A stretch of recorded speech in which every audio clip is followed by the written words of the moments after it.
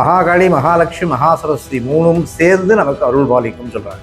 இவ்வளவு கணபதிகள் இருந்தாலும் சிறப்பாக பேசக்கூடிய கணபதி எதுனா உச்சிஷ்ட மகா கணபதி. இந்த உச்சிஷ்ட மகா கணபதி ரொம்ப நாள் பேசப்படாத ஒரு கணபதியாக இருந்தது. காரணம் என்ன? அது மறைக்கப்பட்ட கணபதி. அது தாந்திரீகத்தில் ரொம்ப விசேஷமான கணபதி. அந்த கணபதியை வழிபட்டால் உலகத்தில் கிடைக்காத அவ்வளவு செல்வங்களும் கிடைக்கும். கணபதிக்கு கம் அப்படிங்கிற மந்திரம் ஏகாட்சர மந்திரம். இந்த கம் ஓம் கம் நமகா, ஓம் கம் கணபதையே நமகான்னு சொன்னாலே போதும், கணபதியோட அருட்கடாட்சம் நமக்கு கிடைக்கும். ஆனால் எவ்வளவோ கணபதிகள் இருந்தாலும் இந்த உச்சிஷ்ட மகா கணபதிக்கு என்ன பேருனா அது முக்காலத்தையும் சொல்லும். முதல்ல மகா கணபதி ஓம் கம் கணபதையே நமகா, ஓம் கம் கணபதையே நமகான்னு ஒரு 11 சொல்லும். அடுத்தது என்ன செய்யணும்னா குலதெய்வம். குலதெய்வம் இல்லாமல் எந்த வழிபாடாக இருக்காது. அதில் நமக்கு ஒரு சிறப்பு கிடைக்காது. நல்ல சதுர்த்தி, சங்கடகர சதுர்த்தி இந்த மாதிரி நாட்களில் மாதுளம் முத்துக்கள் எடுத்தவருக்கு நெய்வேதனம் பண்ணால் ரொம்ப விசேஷம். அதுக்கப்புறம் அருகம்புல்லால் பண்ணும்போது இன்னும் விசேஷம். சௌரியம் கிடைக்கும், சந்தோஷம் கிடைக்கும், மனைவியோட சந்தோஷத்தரவுகள் இருக்காது, நல்ல குழந்தைகள் கிடைக்கும், அசுரத்தன்மை இருக்காது. அந்த குழந்தைகளுக்கு கணவன் மனைவி கூட சண்டைகளே வராது, பிரிவுகளே வராது. இந்த மந்திரங்களை ஜெபம் பண்ணாலும் நமக்கு ஆயுள் ஆரோக்கியம் கிடைக்கும், செல்வம் நிறையா கிடைக்கும். நீங்கள் உழைச்சிங்கன்னா அதுக்கான உங்களுக்கு பலன். எவ்வளோ பேர் உழைக்கிறோம் சார், அந்த உழைப்பு உங்களுக்கு போய் கிடைக்க மாட்டேங்குது. ஆனால் இந்த மகாகணபதியை வழிபட்டிங்கன்னா அந்த உழைப்பு நமக்கு சாதகமாக அமையும். அது மாதிரி கணவன் மனைவி சந்தோஷம் இருக்கு இல்லையா, அந்த சந்தோஷங்கள் ஒரு ஜெபம் பண்ணுறான்னா கணவன் மனைவிக்குள்ள பிரிவுகள் வராது, சண்டை சச்சரவுகள் வராது. அது மாதிரி இந்த கணபதியை வழிபட்டால் பிறக்கக்கூடிய குழந்தைகளுக்கு அசுரத்தன்மை இருக்காது. இந்த ஆட்டிசம் சொல்கிறோம் இல்லையா, அதெல்லாம் வரத்துக்கு வாய்ப்பே இல்லை.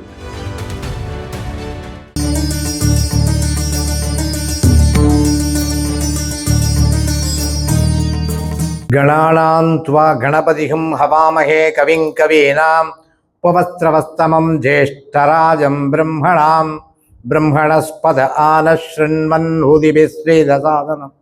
ஓம் ஸ்ரீ மகாகணாதிபதையே நமஹ. கணபதி தான் முழு முதற் கடவுள். அதில் 108 கணபதிகள் இருக்குது. அதை காட்டிலும் சிறந்த கணபதிகள்னு சொன்னால் 64 கணபதிகள் இருக்குது.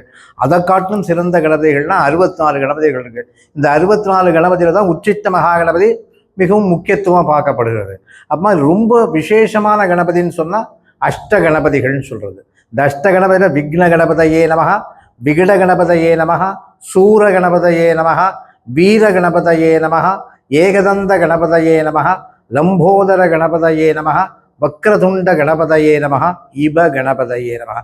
இந்த 8 கணபதியும் ஒருத்தர் வழிபட்டால் மகாகாளி, மகாலட்சுமி, மகாசரஸ்வதி மூணும் சேர்ந்து நமக்கு அருள் பாலிக்கும் சொல்கிறாங்க. இவ்வளவு கணபதிகள் இருந்தாலும் சிறப்பாக பேசக்கூடிய கணபதி எதுனா உச்சிஷ்ட மகா கணபதி. இந்த உச்சிஷ்ட மகா கணபதி ரொம்ப நாள் பேசப்படாத ஒரு கணபதியாக இருந்தது. காரணம் என்ன? அது மறைக்கப்பட்ட கணபதி. அது தாந்திரீகத்தில் ரொம்ப விசேஷமான கணபதி. அந்த கணபதியை வழிபட்டால் உலகத்தில் கிடைக்காத அவ்வளவு செல்வங்களும் கிடைக்கும். அதான் என்ன காரணம்னு சொன்னால் அது கொஞ்சம் வேதமாகவும் சொல்லலாம். அது கௌள மார்க்கம்னு சொல்கிற வாமாச்சார மார்க்கமாகவும் சொல்லலாம். வேத மார்க்கம்ங்கிறது அவ்வளோ சீக்கிரமாக பலிதமாகாது. காரணம் என்னென்னா அதுக்கு டிசிப்ளின்லாம் இப்படி தான் இருக்கணும் அப்படின்னு டிசிப்ளின்லாம் உண்டு. ஆனால் கௌள மார்க்கம்னு சொல்கிற வாமாச்சாரத்தில் சீக்கிரமாக பலிதமாகும். ஏன்னா அதுக்கு நேரங்காலமே கிடையாது. இதை எப்படி வேணாலும் இது பண்ணலாம், உபாசிக்கலாம், எப்படி வேணாலும் இருக்கலாம். அதுதான் அதில் முக்கியம். காரணம் என்ன? உச்சிஷ்ட மகாகணபதி ஒருத்தரும் வழிபட்டான்னா சகலவிதமான சௌபாகியங்களும் சகலவிதமான சம்பத்துகளும் அவனுக்கு கிடைக்கும். இதில் என்னன்னு கேட்டீங்கன்னா, இந்த உச்சிஷ்ட மகாகணபதி கணபதினாலே கணம்னாலே கூட்டம்னு அர்த்தம். கணபதி தான் இந்த 5 தெய்வங்களுக்கு. 5 தெய்வங்கள் முக்கியமான தெய்வங்கள்: பிரம்மா, விஷ்ணு, சிவன், முருகன், ஈஸ்வரி. இந்த 5 தெய்வங்கள் தான். இந்த 5 தெய்வங்களுக்கும் அதிதேவதை யாருன்னு கேட்டால் கணபதி தான். அதனால் கணபதிக்கு முக்கியமான இடமா கொடுக்குறோம். காரணம் என்ன? கணபதி முழு முதற் கடவுள். அதனால தான் ஔவையார் என்ன சொல்லியிருக்காங்கன்னா, குண்டலி அதனில் கூடிய அசைவை விண்டெழு மந்திரம் வெளிப்பட உரைத்து மூலாதாரத்து முன்றெழு கணலை காலால் எழுப்பும் கருத்தினை அறிவித்து அமுது நிலையும் ஆதித்தன் இயக்கமும் குமுதசாயன் குணத்தையும் கூறின்னு சொல்லு. அதாவது மூலாதாரத்தில் இருக்கிற சக்தியை எழுப்புனா வல்லபையோடு இருக்கக்கூடிய கணபதியை உபாசனை பண்ணாதான் சீக்கிரமாக குண்டலினி சக்தியை எழும்பக்கூடிய. ஏன்னா முதல்ல எழும்பக்கூடிய இடமே மூலாதார சக்தி. இந்த மூலாதாரத்தில் வல்லபையோடு இருக்கக்கூடிய கணபதி விசேஷமான கணபதி. அதனால் இந்த கணபதி வழிபாட்டில் ரொம்ப சிறப்பான வழிபாடு எதுனா உச்சிஷ்ட மகா கணபதி. இந்த உச்சிஷ்ட மகா கணபதிக்கு வேதமயமான மந்திரம் இருக்குது. அது ஓம் நமோ பகவதே ஏகதமிஷ்டாய ஹஸ்திமுகாய லம்போதராய உச்சிஷ்ட மகாத்மனே ஆம் ஹ்ரீம் குரோம் கம் கே ஸ்வாஹா. இந்த மந்திரம் 36 எழுத்துள்ள மந்திரங்கள். இந்த மந்திரத்தை உபதேசம் வாங்கிட்டு பழங்காலத்தில் சொன்னால் இந்த மந்திரத்தை உபதேசம் வாங்கி அதுக்குன்னு சில வழிமுறைகள் இருக்குது. அதாவது தூய்மையாக இருந்து வழிபடக்கூடிய ஒரு வழிபாடு. அது it takes lot of time. கொஞ்சம் நாள் ஆகும், அவ்வளோ சீக்கிரமாக பலிதமாகாது.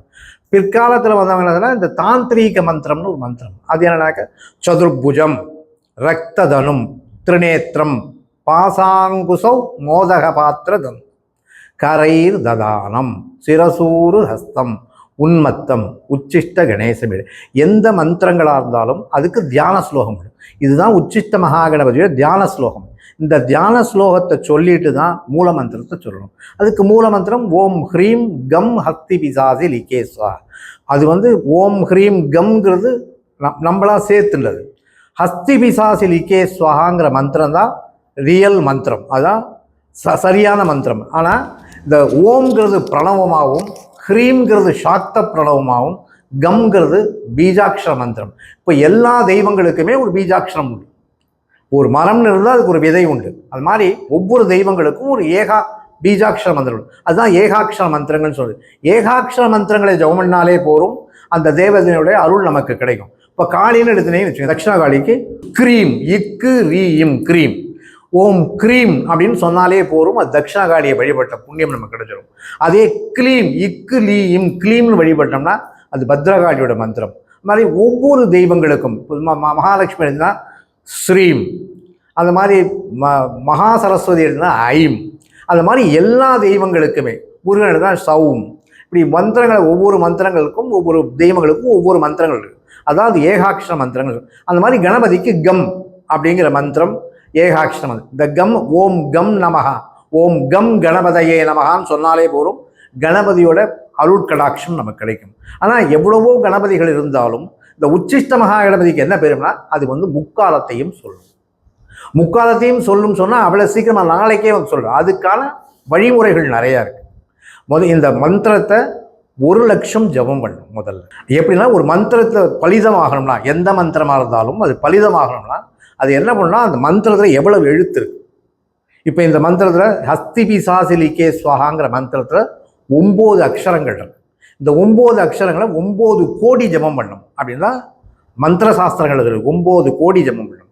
அதில் 10% ஹோமம் பண்ணணும், அதில் 10% அன்னதானம் பண்ணணும், அதில் 10% அர்க்கியம் புண்ணிய நதிகளில் போயிட்டு ஓம் ஹ்ரீம் கம் அஸ்தி பிசாசி லிகே ஸ்வாஹா தண்ணி விடணும். இந்த மாதிரிலாம் இந்த மந்திரங்களை ஜபம் பண்ணி அப்புறமா தான் சித்தியாகும். ஆனால் இந்த உச்சிஷ்ட மகா கணபதி மந்திரத்தை எதுவுமே பண்ண வேண்டாம். அதாவது இந்த மாதிரி வழிமுறைகள்லாம் தேவையில்லை. எந்த மந்திரமே இது மாதிரி பண்ணணும் மந்திர சாஸ்திரத்தில் இருக்குது. ஆனால் இந்த உச்சிஷ்ட மகா கணபதி மந்திரத்தை 1,00,000 ஜெபம் பண்ணால் போதும். 1,00,000 ஜெபம் பண்ணால் நீங்கள் சாதாரணமாக ஓம் ஹ்ரீம் கம் அஸ்தி பிசாசி லிகே ஸ்வாஹான்னு சும்மா எண்ணிக்கையில் பண்ணால் அந்த மந்திரம் அவ்வளோ சீக்கிரமாக வலிதமாகாது. மனப்பூர்வமாக இறைவனோட ஒன்றரை கலந்து அது நம்ம மனசுக்குள்ளார வரணும். நம்ம முருகா முருகான்னு சொன்னோம்னா கூட அந்த முருகாங்கிறது நாக்கில் தழும்பு ஏறணும். அது மாதிரி ஓம் ஹ்ரீம் கம் அஸ்தி பிசாசி லிகே ஸ்வாஹா அது மனசில் நினச்சி ரெண்டும் அதாவது இறைவனும் நம்மளும் ஒன்றா சேரணும். அதுக்கு பரவசம், தட் இஸ் ஹை ஆஃப் பிளிஸ்ன்னு சொல்லுவோம், பரவசம் நிலை. அந்த நிலைமை வரணும். அது எப்படி உணர்த்தும் நமக்கு? இப்போ நம்ம போகிறோம், வெளியில் ஒரு இடத்துக்கு கிளம்பி போகிறோம்னு சொன்னோம்னா போகலாமா வேணாமா அப்படிங்கிற நம்ம உள் உணர்வு சொல்லும். அதான் முதல் ஆரம்பம். முதல்ல நமக்கு அதுக்கு நமக்கு உச்சிஷ்ட மகா நம்ம ஜெபம் பண்ணோம், அதனுடைய பலிதம் மாறுதா அப்படின்னு தெரியறதுக்கு நம் உள் உணர்வுகளே நமக்கு சொல்லும். இப்போ வந்திருக்கோம், ஒரு நண்பரை பார்க்குறோம், விட்டு பேச வேண்டாமே அப்படின்னு நமக்கே சொல்லும். நமக்கே ஒரு எண்ணம் வரும், நமக்குள்ளே ஒரு தாட்ஸ் வரும். அதுதான் ஆரம்ப நிலை. அதுக்கப்புறம் கொஞ்சம் கொஞ்சமாக இதெல்லாம் பண்ணணும்னா நம்ம டெவலப் பண்ணிட்டே வரும். நல்லா சொல்லணும். அது இறைவனோட 2.5 கலந்து சொல்லணும். சும்மா வெறும்னு சொல்லிகிட்டே இருக்கிறதுனால பிரயோஜனம் இல்லை. அப்படி சொல்கிறது கூட ஒரு விதத்தில் நல்லது.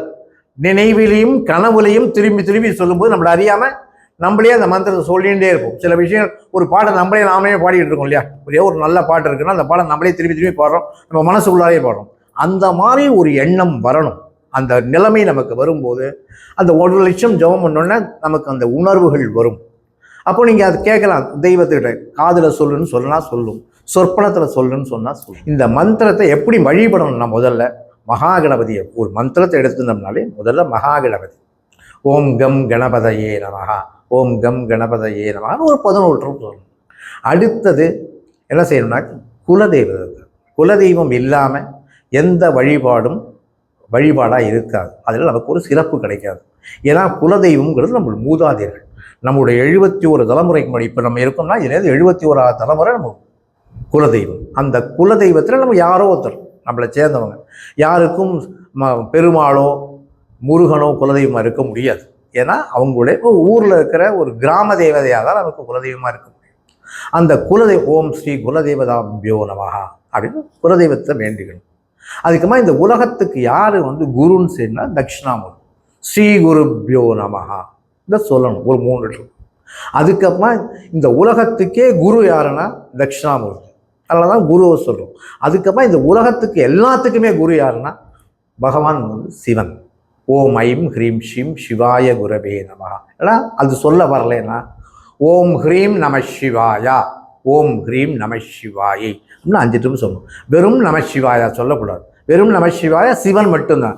சக்தி சேர்ந்து இருந்தால் தான் அதுக்கு பவர் ஜாஸ்தி. அதனால தான் ஹ்ரீம்ங்கிறது சாக்த பிரணவம். எப்படி ஓம் சொல்கிறோம் இல்லையா, ஓம்ங்கிறது எல்லாத்துக்குமே பிரணவம். எல்லா மந்திரங்களோட ஓம் இல்லாமல் இருக்காது. ஆனால் இந்த ஓம்ங்கிறது வெறும் பிரணவம். இதில் சாக்த பெண் தெய்வங்களை வழிபடும் போது அந்த பெண் தெய்வத்துக்கான பிரணவம் எதுனா ஹ்ரீம். அந்த ஹ்ரீம் தான் புவனேஸ்வரோட பீஜம். இந்த ஹ்ரீம் சேர்த்துக்கும் போது அந்த மந்திரத்துக்கு ஒரு பவர் கிடைக்கும். அதனால ஓம் ஹ்ரீம் நம சிவாயா, ஓம் ஹ்ரீம் நம சிவாயை, ஓம் ஐம் ஹ்ரீம் ஷீம் சிவாய குரவே நமஹா. அப்போ சொல்லும்போது ஒரு 5 ட்ரிப்பு. இதெல்லாம் வழிமுறை, எப்படி ஒரு மந்திரத்தை எடுத்துக்கிறது, எப்படி சொல்கிறது. அதுக்கப்புறமா இதுக்கு முக்கியமான யாருன்னா இந்த 5 இதுவாக இருந்தால் கூட சிவனும் பார்வதியும் சொன்னால் கூட சிவசக்தி ஸ்வரூபம் யாருன்னா முருகப்பெருமான். அதில் முருகப்பெருமானை ஓம் ஷௌம் சரவண பவாயர் ஒரு 6 ட்ரிப்பு. இதை சொல்லிட்டு ஒரு சக்தி ஓம் ஹ்ரீம் ஓம் ஓம் க்ளீம் நமஹா, ஓம் க்ரீம் நமஹா, ஓம் க்ளீம் நமஹா, ஓம் க்ரீம் நமஹா. இது சக்தியோட மந்திரம். இதை சொல்லிட்டு அதுக்கப்புறமா தியான ஸ்லோகம்ங்கிற உச்சிஷ்ட மகாகணபதி தியான ஸ்லோகத்தை சொன்னோம்னா முதல்ல தியான ஸ்லோகத்தை தான் முதல்ல சொல்லணும். தியான ஸ்லோகத்தை ஒரு ட்ரிப்பு சொல்லிட்டு அதுக்கப்புறமா மூல மந்திரத்தை உங்களால் மினிமம் 108 பண்ணணும். அவர் இவர் எப்படி இருப்பார்னா சதுர்புஜம், 4 கைகளை உடையவர். சதுர்புஜம் ரத்ததனம். அவர் மனைவியோட சந்தோஷமாக இருக்கிறதுனால அவர் உடம்பு ஒரு ரத்தமயமாக இருக்கும். நீ சிகப்பு வேர்த்து ஊற்றிட்டுனா எப்படி இருக்கும், செந்நிறமாக இருக்கு. ரத்ததனும் திரிநேத்திரம், 3 கண்களை உடையவர். திரிநேத்திரம் பாசம், ஒரு கையில் பாசம் ஒரு கையில் அங்குசம் வச்சிருக்கார். பாசாங்குசம் மோதகம், மோதக பாத்திரம், குழக்கட்டை வச்சிருக்கிற ஒரு பாத்திரத்தை கையில் வச்சிருக்காரு. நம்ம ஊரில் குழக்கட்டை இருக்கிற பாத்திரமா இருக்குது. நார்த் இந்தியாவில் அது மதுபானம் நிரப்பின, மது நிரப்பின பாத்திரமா இருக்கும். மதுங்கிறது நீங்கள் எந்த பொருள் வேணாலும் எடுக்கலாம். மது தேன்னு சொல்கிறாங்க. மதுனாலும் மது போதை தரக்கூடிய வஸ்துவாக கூட இருக்கலாம். நார்த் இந்தியாலாம் அப்படி தான் வச்சுருப்பாங்க. அது மோதக பாத்திர தந்தும் கரை ததாலம். மனைவியை உட்கார வச்சிருக்காரு. அவள் பேர் நீல சரஸ்வதி பேர். அவளுக்கு பேர் நீலவாணின்னு பேர். அவளும் நிர்வாணமாகத்தான் இருப்பாள். பகவானும் நிர்வாணமாக தான் இருப்பாள். அது சந்தோஷமாக இருக்காங்க 2 பேரும். மோதக பாத்திர தந்தும் கரை ததானம். அவளுடைய கை அவளை அணைத்து அவருடைய மார்பகத்தில் இருக்கு. கரை ததானம் சிரசூறு ஹஸ்தம். அவருடைய தும்பிக்கை அவருடைய யோனிக்குள்ள இருக்கு. அதனால் சிரசூறு ஹஸ்தம் உன்மத்தம். அந்த சந்தோஷத்தில் பகவான் உன்மத்தம்னாலே பைத்தியம்னு சொல்லுவாங்க. தன்னை கடந்த நிலைமை உன்மத்தம். உச்சிஷ்ட கணேஷ். அப்படி இருக்கிற மூர்த்தியை நான் தியானம் பண்ணுறேன் அப்படின்னு நினச்சினது பகவானை இப்படி தான் தியானம் பண்ணும்னே இருக்குது. இந்த இதை தியான ஸ்லோகத்தை சொல்லிட்டு அதுக்கப்புறமா அவரை வழிபாடு நைவேத்தியங்கள்லாம் பண்ணி வழிபாடு பண்ணிட்டு கம்ப்ளீட் மந்த்ரா. அதாவது என்னென்னா ஓம் ஹ்ரீம். ஓம் ஹ்ரீம்ங்கிறது ஓம்ங்கிறது பிரணவம், ஹ்ரீம்ங்கிறது சாக்த பிரணவம், கம்ங்கிறது பகவானோட பீஜாட்சர மந்திரம், கம்ங்கிறது கணபதியோட பீஜாட்சர மந்திரம். இதை முதல்ல சொன்னால் அந்த மந்திரத்துக்கு ஒரு பவர் கிடைக்கும், ஒரு புஷ்டி கிடைக்கும். அப்போது ஓம் ஹ்ரீம் கம் ஹஸ்தி பிசாசி லிகே ஸ்வாஹா. அந்த ஹஸ்தி பிசாசி லிகே ஸ்வாகாங்கிறதா மந்திரம். அது 9 எழுத்து மந்திரம், நவாக்ஷரின்னு சொல்கிறோம். இந்த மந்திரத்தை டெய்லி 108 ட்ரிப். எப்போ வேணாலும் சொல்லலாம், அதுக்கு நேரங்காலமே கிடையாது. காலையில் படுக்கையிலேருந்து எழுந்துனோடனே இந்த 2 கையையும் பார்த்துட்டு பகவானை நினச்சிட்டு எவ்வளோ சொல்ல முடியுமோ அவ்வளோ மந்திரம் ஜெபம் பண்ணலாம். படுக்கையிலேருந்து ஜெபம் பண்ணணும், படுக்கையிலேருந்து உட்காந்து ஜெபம் பண்ணணும். குளிக்காமல் ஜெபம் பண்ணால் ரொம்ப விசேஷம். சாப்பிடும்போது ஜெபம் பண்ணலாம். ஏன்னா உச்சிஷ்டம்னா எச்சில்னு சொல்கிறது. அதனால் உச்சிஷ்டம் சாப்பிடும்போது அதை ரசிக்கிறதா இதை செய்யறதா இருந்தால் கூட சாப்பிடும்போது அந்த மந்திரத்தை ஜெபம் பண்ணால் சீக்கிரமாக பலிதமாகும். அது மாதிரி என்னென்னு கேட்டால் மனைவியோட சந்தோஷமாக இருக்கும்போது இந்த மந்திரத்தை ஜெபம் பண்ணணும். அதை எவ்வளவுக்கு எவ்வளவு எப்படி சொல்கிறதுனா ஒரு டிசிப்ளின் இல்லாமல் இப்போ குளிச்சுட்டு ஜெபம் பண்ணுறது, இதுக்குன்னு இதுக்குன்னு நம்ம ஒரு இது வச்சுருப்போம், வழிமுறைகள் வச்சுருப்போம், அதெல்லாம் தேவையில்லை. இந்த மந்திரம் ஜெபம் பண்ணுறோம், அப்படி ஜெபம் பண்ணால் இந்த மந்திரம் சீக்கிரமாக பலிதமாகும். அதுலேயும் நமக்கு என்ன இருக்குன்னா தெய்வத்தோட 2.5 கலந்து அவரை நினைத்து கொண்டு பண்ணோம்னா சீக்கிரமாக பலிதமாகும். இந்த மந்திரத்தை ஜெபம் பண்ணி தான் குபேரன் ஆனான். இந்த மந்திரத்தை ஜெபம் பண்ணி தான் விபீஷனுக்கு பட்டாபிஷேகம் கிடைச்சது. அதனால இந்த மந்திரங்களை ஜெபம் பண்ணால் சீக்கிரமாக பலிதமாகும். இப்போ இந்த மந்திரம் பலிதமாகறதுக்கான விஷயம் என்னன்னு கேட்டீங்கன்னா, அவருக்கு ரொம்ப பிடிச்ச நெய்வேதனம்னு சொன்னால் காய்ச்சின ஆறுன பால் ஒரு 1/2 டம்ளர், அதில் 1 ஸ்பூன் தேன், அதில் 1 ஸ்பூன் நாட்டு சர்க்கரை. இதுக்கு பேர் 3 மதுரங்கள்னு சொல்கிறது. 3மே இனிப்பு. மதுரங்கள்னா இனிப்புன்னு அர்த்தம். இந்த 3 இனிப்பையும் கலந்தவருக்கு நைவேத்தியம் பண்ணால் ரொம்ப சந்தோஷமாயிடுவாங்க.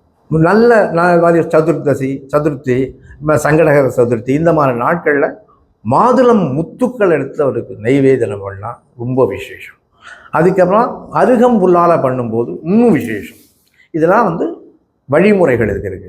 ஆனால் இதை பண்ணுறதுனால என்னென்ன பலன் கிடைக்கும்?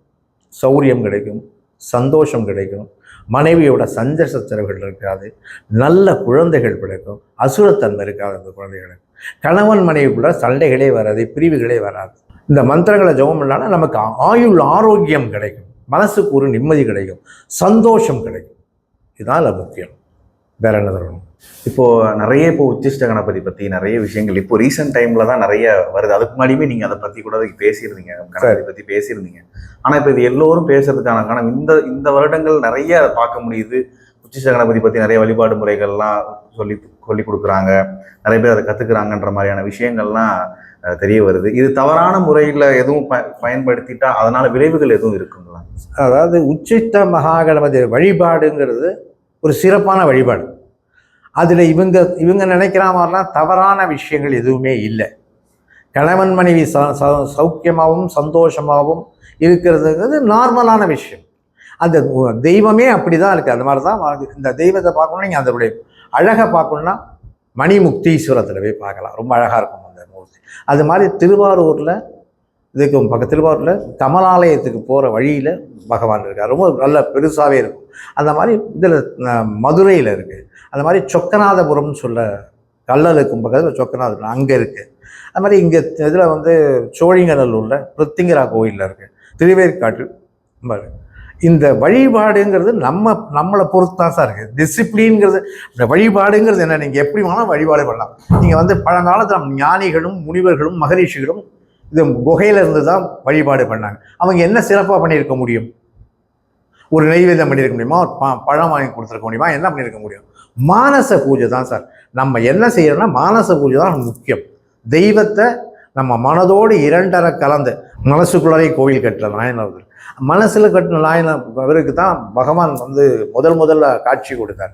அது மாதிரி நம்ம மனசு ஒப்பி செய்யக்கூடிய விஷயங்கள், இதில் தவறான விஷயங்களுக்கு இடமே இல்லை சார். இதில் தவறான விஷயங்களே போகிறதுக்கு வாய்ப்பே இல்லை. இது என்ன பண்ணுறாங்கன்னா, இதில் சீக்கிரமாக பலிதமாகும், உங்களுக்கு காதில் சொல்லும், முக்காலம் கிடைக்கும் அப்படின்னு சொல்கிறதுனால மக்களுக்கு ஒரு விருப்பம்.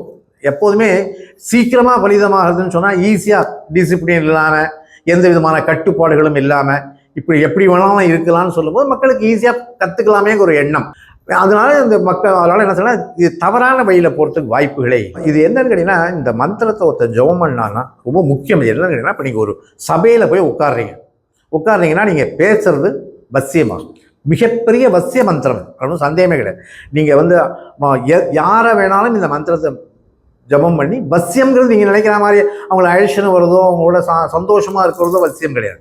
நம்மளை பார்த்தோன்னா அவங்களுக்கு ஒரு மதிப்பும் ஒரு மரியாதையும் கிடைக்கும். இப்போ ஒரு கலைஞனாக இருக்கான்னு வச்சுக்கோங்களேன், அந்த கலைஞனாக இருக்கான், இசை கலைஞனாவோ நாட்டிய கலைஞராகவோ ஏதோ ஒரு விதத்தில் இருக்காங்கன்னா அவங்க சபையில் போய் நிற்கும்போது அவங்களுக்கு என்ன ஆகுனா அந்த ஒரு பெரிய வசியம் கொடுக்கும். அவர் பேசுகிற பேச்சு மக்களுக்கு சீக்கிரமாக ஒரு ஒரு வசியத்தை கொடுக்கும். அது ஒன்று.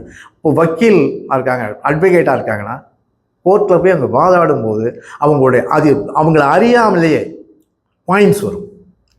அது ஒரு மிகப்பெரிய விஷயம். அது அந்த மாதிரி இருக்கிறவங்களுக்கு, அந்த மாதிரி தொழிலில் இருக்கிறவங்களுக்கு இது மிகப்பெரிய ஒரு வரப்பிரசாதம் இந்த மந்திரம்.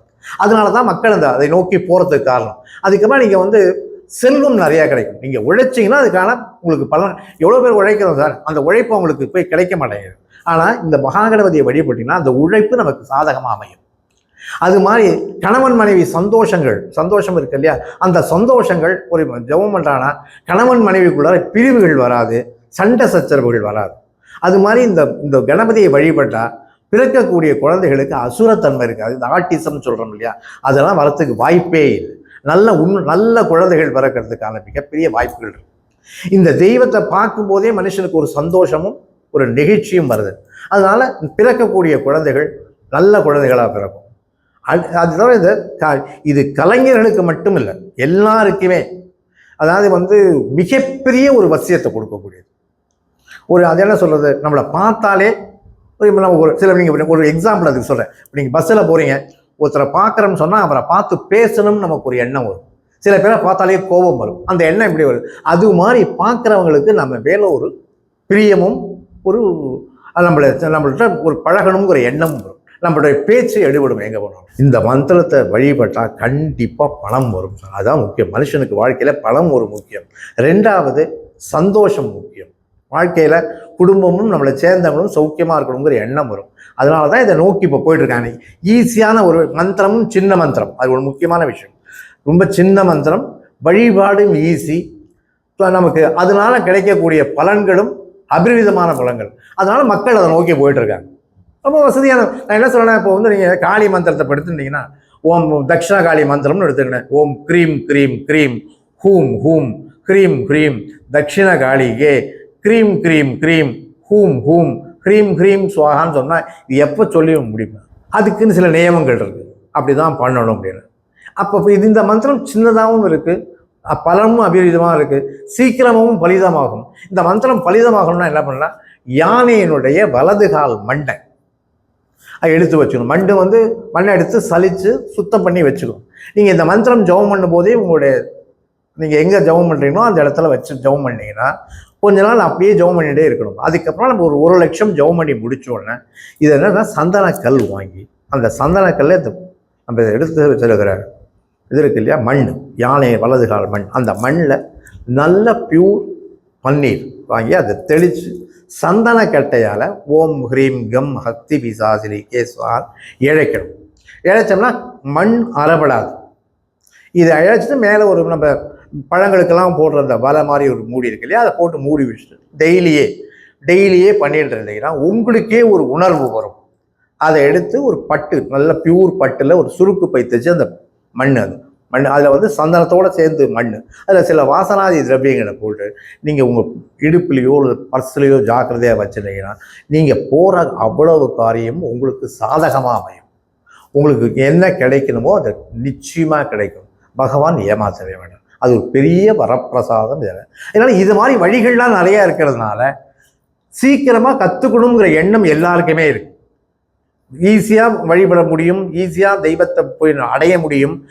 அதனால் அபரிமிதமான பலன்கள் நிறையா கிடைக்கிறதுங்கும் போது இதை வழிபடணும் மக்களுக்கு ஒரு எண்ணம். இதை பற்றி நிறையா பேர் பேசுகிறாங்க. இதுக்கு முன்னாடி யாரும் உச்சிஷ்ட மகாகணபதி படத்தை பார்க்க முடியாது. ஏன்னா ஒரு குழந்தை அந்த படத்தை பார்த்தோன்னா ஆபாசமாக இருக்க மாதிரி ஒரு ஃபீலிங் இருக்கும். அதனால தான் பழங்காலத்தில் என்ன செய்யலாம், உச்சிஷ்ட மகாகணபதி படம் இருந்ததுன்னா அது மேலே ஒரு துணியை போட்டு மூடி வச்சுருப்பாங்க, பார்க்கக்கூடாதுங்கிறதுக்காக. இப்போ எல்லாருமே எல்லா விஷயங்களும் எல்லாருக்கும் தெரியுது. அதனால் அந்த மகாகணபதியை எல்லாருமே வழிபட ஆரம்பிச்சிருக்காங்க. அந்த மகாகணபதி எல்லா விதமான அபரிமிதமான அவ்வளவு நல்லதையும் செஞ்சு கொடுக்கும்போது அந்த வழிபாடு பண்ணணுங்கிற எண்ணம் எல்லாருக்குமே வரும். சாதாரண ஒரு மனிதனுக்கு கூட வழிபாடு பண்ணணுங்கிற எண்ணம் வரும். அது ஒரு நல்ல வழி சார். நான் என்ன கேட்ட என்ன சொல்கிறேன்னா, ஒழுக்கம் இருக்கும். இப்போ வேணும்னா பக்தி வளர்ந்துருக்காரு, ஒழுக்கம் இல்லை. இது சீக்கிரமாக பலிதமானதுன்னா அந்த ஒழுக்கம் தானாக வந்துடும். அதனால் எல்லாம் ஈஸியாக போய் கற்றுக்கணும்னு நினைக்கிறாங்க. இந்த உச்சிஷ்ட கணபதி உபாசனையை எடுக்கிறவங்க வந்துட்டு குருமார்க்கமா இதை கத்துக்கிறது சிறப்பா இருக்குமா, இல்ல நான் தனியாவே இதை நான் கத்துக்கலாம்? நீங்க சொன்ன வழிமுறைகளை எடுத்துக்கிட்டு நானே வீட்டுல இருந்தே ஒரு படம் வச்சுக்கிட்டோ, ஒரு சிலை வச்சுக்கிட்டோ, கணபதியோட சிலை வச்சுக்கிட்டோ இதை நான் செய்யலாமா, இல்ல நிச்சயமா இது குருமார்க்கமா தீட்சை எல்லாத்துக்குமே குருவோட துணை இல்லாம பண்ண முடியாது. குருவோட ஆசீர்வாதம் இருந்தாதான் அது சீக்கிரமா பலிதமாகும். அதனாலதான் என்ன சொல்றாங்க, மாதா பிதா குரு தெய்வம்னு சொல்றாங்க. அதாவது குரு அப்பா அம்மா காட்டுற படி குரு குரு. அதனால குருவனுடைய ஆசைகள் இருந்து பண்ணா விசேஷம். குருவே இப்போ என்ன பண்றாங்கன்னாக்க ஒவ்வொன்றும் பார்த்தீங்கன்னா ஒவ்வொரு கலாச்சாரமும் என்ன எல்லாமே பணத்தை நோக்கி தான் போகிறது.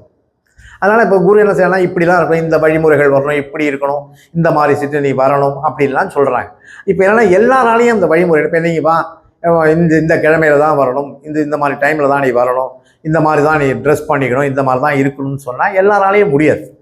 சார் எந்த மந்திரத்துக்குமே சார் குரு தேவை. குரு இல்லைனா, குரு கிடைக்கல, நான் ஃபாரின்ல இருக்கேன், இல்லை வேற எங்கேயோ இருக்கேன், என்னால் குருவை தேடி போக முடியாதுன்னு நினச்சா இந்த உலகத்துக்கு குருங்கிறது 3 பேர். ஒன்று தட்சிணாமூர்த்தி, குரு பிரம்மா குரு விஷ்ணு குரு தேவோ மகேஸ்வர குரு சாட்சாத் பரபிரம்மா தஸ்மை ஸ்ரீ குரவே நம. எல்லாருக்கும் குரு அவர் தான். அவருடைய சன்னிதானத்துக்கு போயிட்டு உங்கள் பேரில் ஒரு அர்ச்சனையை பண்ணிட்டு அவரையே குருவாக எடுத்துட்டு நம்ம வச்சுருக்கோம் இல்லையா, சதுர்புஜம் ரக்ததனம், அதை ஒரு பேப்பரில் எழுதி வச்சுட்டு அவருடைய பாதத்தில் வச்சுட்டு நீங்களே அங்கே உட்காந்து ஸ்ரீ குருப்யோ நமகான அவரையே குருவாக நினச்சி அவருக்கு ஒரு நமஸ்காரத்தை பண்ணிட்டு நீங்களே அந்த மந்திரத்தை ஜெபம் பண்ணலாம். இது ஒரு வழி. 2வது என்ன பண்ணனா, 33 கோடி தேவதைகளுக்கும் அடையாளம் யாருன்னா துர்காதேவி. அவள் உடம்புல 33 கோடி தேவர்கள்னா அடையாளம் இருக்கிறனால தான் அவளுக்கு பேர் லக்ஷ்மின்னு பேர்.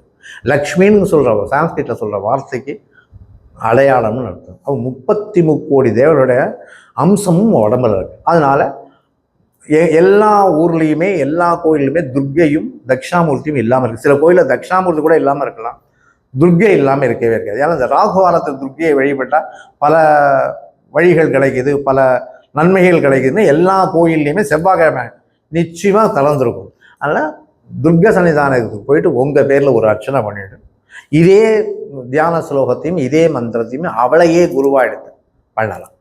3வது, இந்த 2மே கிடைக்கல, நான் எங்கேயுமே போகிறதுக்கு வெளியில் இருக்கேன்னு சொன்னால் சூரிய பகவான் சொல்லப்படும். முதல் என்ன சௌரம், அதாவது சூரியனையே முழு முதற் கடவுளா வழிபட்ட காலம் உண்டு, அது சௌரம்னு சொல்லுது. அவர் தான் எல்லாத்துக்குமே குரு. ஏன் இந்த இவருக்கு என்னென்னா சூரியனுக்கு ஏன் அவ்வளோ மரியாதைன்னு சொன்னால் ஒரு மனிதன் தான் வாழ்க்கையில் பிறந்ததுலேருந்து இறக்கிற வரைக்கும் அவனுக்குன்னு சில கடமைகள் உண்டு. அதாவது பருவங்கள் முடிஞ்ச பிறகு கல்யாணம் பண்ணிக்கிறோம், கல்யாணத்துக்கு அப்புறமா குழந்தை எடுத்து பண்ணிக்கிறோம், அப்பா அம்மாவுக்கு செய்ய வேண்டிய சம்ஸ்காரங்கள், அவங்க இருக்கும்போது செய்ய வேண்டிய கடமைகள், இல்லாத போது அவங்க இறந்த பிறகு செய்ய வேண்டிய கடமைகள், நமக்குன்னு ஒவ்வொருத்தருக்கும் ஒவ்வொரு கடமைகள், ஒவ்வொரு மனிதனுக்கும் ஒவ்வொரு கடமைகள் இருக்குது. அது எந்த வர்ணத்தை சேர்ந்தவங்களாலும் சரி, எதை சேர்ந்தவங்களாலும் சரி, அவங்களுக்குன்னு ஒரு கடமைகள் இருக்குது. அந்த கடமையை கண்டிப்பாக பண்ணணும். அதை பண்ணலைன்னா நம்ம பண்ணுறதில்லை. இப்போ யாருமே அவங்க கடமைகளை அவங்களுக்கு என்னென்ன இருக்கோ அதெல்லாம் பண்ணுறதில்லை. அது பண்ணலைன்னா அதுக்கான கர்மாக்கள் நமக்கு சேரும்னு சொல்கிறாங்க. அதனால அந்த கர்மாக்களை கூட மனுஷனுக்கு வரக்கூடாதுங்கிறதுக்காக சூரிய பகவான் நம்ம செய்ய வேண்டிய கடமைகளை சூரிய பகவான் நம்ம இந்த மக்களுக்காக அவர் செய்கிறார். அதனால தான் சூரியனுக்கு சூர்யாய அக்ஷிதேஜசே நமக, கண்ணுக்கு ஒளியை கொடுக்கக்கூடிய மிகப்பெரிய கடவுள் யாருன்னா சூரிய பகவான். அந்த சூரிய பகவான் 12 மணி உச்சி வேளையில் இருக்கும்போது அவரை போய் ஓம் ஹ்ரீம் சூர்யாய அக்ஷிதேஜசே நமஹா, இல்லை ஓம் சூர்யாய நமஹா, ஓம் கிருணி சூர்யாய நமஹா, எது வேணாலும் சொல்லலாம். இதுவும் சின்ன மந்திரம் தான். இந்த மந்திரத்தை சொல்லிட்டு அவரையே குருவாக எடுத்துட்டு இந்த தியான ஸ்லோகத்தையும் மூல மந்திரத்தையும் சொல்லலாம். குரு தேவை. இப்போ என்ன ஸ்ரீவித்யக்கெல்லாம் குரு இருக்கணும்னு சொல்கிறாங்க சார். ஆனால் குரு தேவையில்லைன்னு என்கிட்ட சில இது இருக்கு. அதுக்கான பிரமாணங்கள். குரு கிடைக்கலன்னா என்ன செய்ய போகிறோம்? அவரையே மானசமாக எடுத்து பண்ணலாம். அதனால் குரு கிடைக்கலன்னா இது மாதிரி எடுத்து செய்யலாம். குரு கிடைச்சார்னா தாராளமாக அவரையே குருவாக எடுத்துட்டு அவர் சொல்கிறதையே கேட்டு பண்ணலாம். இப்போ தான் ஆன்லைனில் பண்ணுறாங்க, ஒர்க் ஷாப்னு சொல்கிறாங்க, ஏகப்பட்ட வழிகள் இருக்குது, யூடியூப்பில் ஏகப்பட்ட வசதிகள் இருக்குது. இது பண்ண நம்ம மனசு தான் சார் காரணம். கிடைச்சாங்கன்னா சந்தோஷம், கிடைக்கிறேன்னா தெய்வங்களையே நம்ம குருவாக எடுத்தோம்னா நல்லா பண்ணலாம். இப்போ ஏகலைவன் குரு பண்ணி தர மாட்டேன், ஏகலைவனுக்கு அவரையே ஒரு பொம்மையாக செஞ்சு வச்சு அவன் பண்ணா அவன் சக்ஸஸ்ஃபுல்லான அவன் தான் முதல் நமக்கு வழிகாட்டி அவன் தான் ஏகலைவன் தான். எப்படி குருவை எடுத்து பண்ண முடியும்னு சொல்கிறதுக்கு வழிகாட்டினா ஏகலைவன் தான். அதனால் குரு கிடைச்சார்னா சந்தோஷம், கிடைக்கலன்னா பரம சந்தோஷம். இல்லை கணபதியில் இன்னொன்று இந்த உச்சிஷ்ட மகாகணத்திலேயே ஒரு மந்திரம் இருக்கு. அந்த மந்திரம் வந்து வேத மந்திரம். ஓம் நமோ பகவதே ஏகதபிஷ்டாய ஹஸ்திமுகாய லம்போதராய உச்சிஷ்ட மகாத்மனே ஆம் ஹ்ரீம் குரோம் கம் கே ஸ்வாஹா. இந்த மந்திரம் தான் பழங்காலத்தில் எல்லாருக்கும் சொல்லி கொடுத்துருக்காரு. மிகப்பெரிய மந்திரம் எதுனா கூடிமான வரைக்கும் பல பேருக்கு தெரிஞ்ச மந்திரம்னா இந்த மந்திரம் தான். இப்போ தான் இப்போ கொஞ்ச நாளைக்கு பிறகு தான் நிறைய உச்சிஷ்ட மகாகணபதி பற்றி வருது. மிகப்பெரிய சந்தோஷமாக இருக்குது சார் கேட்கறதுக்கு. அந்த மந்திரத்தை ஜெபம் பண்ணால் எல்லாருக்குமே நன்மை கிடைக்குதுன்னு சொன்னால் உலகத்தில் இருக்கிற எல்லா மக்களுக்குமே நன்மை கிடைக்கட்டுமே. இவங்களுக்கு தான் கிடைக்கணும், அவங்களுக்கு தான். தெய்வம் வந்து எல்லாருக்கும், தெய்வம்ங்கிறது கருணை கடல் சார். நம்ம பண்ணுறதுக்கு உப்பு தின்னா எப்படி தண்ணி குடிக்கணுமோ அந்த மாதிரி தெய்வத்தை தொழும்போது நிச்சயமாக அதற்கான பலன் நமக்கு வந்தே சேரும். அது மாதிரி இன்னொரு சின்ன மந்திரம் ஒன்று இருக்குது. ஓம் ஆம் யக்ஷபுருஷாய த்ராம் த்ரீம் த்ரூம் உச்சிஷ்ட கணேசாய கும்பட் ஸ்வாகான்ற இந்த மந்திரங்களை வழிபட்டாலே போரும் சார். சிம்பிளாக இல்லை எதுவுமே பண்ண தெரியலன்னு சொன்னால் ஓம் கம் கணபதையே நம இது பண்ணால் போதும். இன்னொரு முக்கியமான விஷயம், இந்த பரிகாரம்னு வரும்போது மகா கணபதியை வழிபட்டோம்னா, அதுவும் எக்ஸ்பெஷலி இப்போ இருக்கிற மக்களுக்கு என்னன்னா கடன் தொல்லைகள் நிறையா இருக்குது. இந்த கடன் தொல்லை நிவர்த்தி ஆகணும்னு சொன்னால் ஒரு சின்ன மாக்கல் இல்லை, ஒரு சின்ன கணபதி ஒன்று வாங்கி வச்சோம். இந்த கணபதியை வாங்கி வச்சுன்னா அருகம்புல்ல ஃப்ரிட்ஜில் வச்சுக்கணும். டெய்லி என்ன பண்ணால் ஒரு புது அகல் ஒன்று வாங்கி, சின்ன குட்டி அகல் போடும். இந்த கார்த்திகை தீபத்துக்கு ஏற்றுற அகல் இருக்கு இல்லையா, அந்த அகலை வாங்கி உப்பு கரைசலில் அந்த அகலை போட்டு நனைச்சி எடுத்து தொடச்சிட்டு புது திரி பஞ்சு திரியை போட்டு எப்போதுமே இதுக்கு என்ன செய்வாங்கனாக்க தேங்காய் எண்ணெயில் விளக்கேற்ற மாட்டோம். தேங்காய் எண்ணெயில் இது வரைக்கும் விளக்கேற்றி நம்ம யாரும் பார்த்ததில்லை. கேரளாவில் வேணால் தேங்காய் எண்ணெயில் விளக்கேற்றலாமே தவிர நமக்கு தெரிஞ்சு நல்லெண்ணெய், இழுப்பெண்ணெய், நெய் இதில் தான் பஞ்ச தீபங்கள் ஏற்றணும். இந்த இதில் வந்து என்னென்னு கேட்டீங்கன்னாக்க தேங்காய் எண்ணெயில் விளக்கேற்றினோம்னா என்ன சொல்லுவாங்கனாக்கா மனசில் சந்தோஷங்கள் வராதுன்னு சொல்லுவாங்க. ஆனால் இந்த மாதிரி கடன் இருக்கிறவங்க தேங்காய் எண்ணெயில் விளக்கேற்றினா அந்த ஜுவாலை வந்து மேற்கு பக்கமாக இருக்கிற மாதிரி ஏற்றுனீங்கன்னா, இதை டெய்லி ஏற்றணும். ஒரு 41 நாள் விடாமல் ஏற்றுனீங்கன்னா உங்களுடைய கடன் தொல்லைகள் நிவர்த்தி ஆகும். கடன் தொல்லை நிவர்த்தி ஆகிறதுக்கு ஈஸியான பரிகாரம் இதுதான். அதுக்கப்புறம் இன்னொரு முக்கியமான விஷயம் என்னென்னா சார், இந்த கணபதியை வழிபடுறதுக்கு முழு ஒரு சின்ன ஒரு மந்திரம் இருக்கு. என்னென்னு கேட்டிங்கன்னா ஓம் மூஷிக வாகனாய லம்போதராய கஜானனாய ஸ்வாஹா. ஓம் மூஷிக வாகனாய லம்போதராய கஜானனாய ஸ்வாஹா. ஓம் மூஷிக வாகனாய லம்போதராய கஜானனாய ஸ்வாஹா.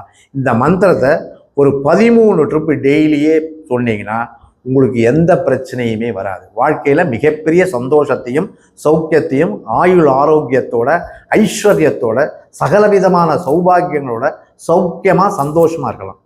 இந்த மந்திரத்தை நீங்கள் ஒரு இடத்துக்கு போகிறீங்க, படி ஏறி வரீங்கன்னா, படி ஏறி வரும்போது ஒரு 13 ட்ரிப்பு இந்த மந்திரத்தை சொல்லிட்டு உள்ளார வந்தீங்கன்னா அந்த காரியம் சக்ஸஸ்ஃபுல்லாகும். ஒரு இடத்துக்கு போகிறீங்க, போகும்போது பஸ்ஸு கிடைக்கிற வரைக்கும் போகிறதுக்குள்ள இந்த 13 ட்ரிப்பு இந்த மந்திரத்தை சொல்லிட்டு போனீங்கன்னா வாழ்க்கையில் அபரிமிதமான சக்திகள் கிடைக்கும்.